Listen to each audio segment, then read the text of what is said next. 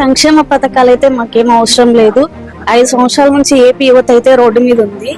ఎట్టి పరిస్థితుల్లో కనీసం ప్రజలకి సంక్షేమ పథకాలు ఇవి లేకుండా రాజధాని లేదు, రాజధాని కావాలి, యువతకు ఉద్యోగాలు కావాలి, రాష్ట్రానికి కంపెనీలు తీసుకురావాలి, డెవలప్మెంట్ అనేది ఉండాలి. సంక్షేమ పథకాలు అయితే అస్సలు వద్దు.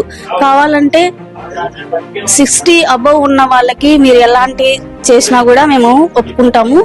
ఇంకొకటి, స్టూడెంట్స్ కి ఒకవేళ ఇస్తున్నారు అంటే సంక్షేమ పథకాలు ఓకే, అమ్మఒడి గాని ఇవన్నీ స్టూడెంట్స్ చదువు కోసం అయితే ఇవ్వచ్చు. ఆ తర్వాత అలాగే ఈ 60 అబవ్ ఎవరైతే ఉన్నారో వాళ్ళకు కూడా ఇవ్వచ్చు, కానీ పెన్షన్లు ఇవ్వచ్చు. రిమైనింగ్ వాళ్ళకి ఎలాంటి పథకాలు అవసరం లేదు. ఎందుకంటే ఎవరి ఇల్లు, ఎవరి ఫ్యామిలీ వాళ్ళు, ఎవరి సంపాదన వాళ్ళు చేసుకోగల కెపాసిటీ అందరికీ ఉంది.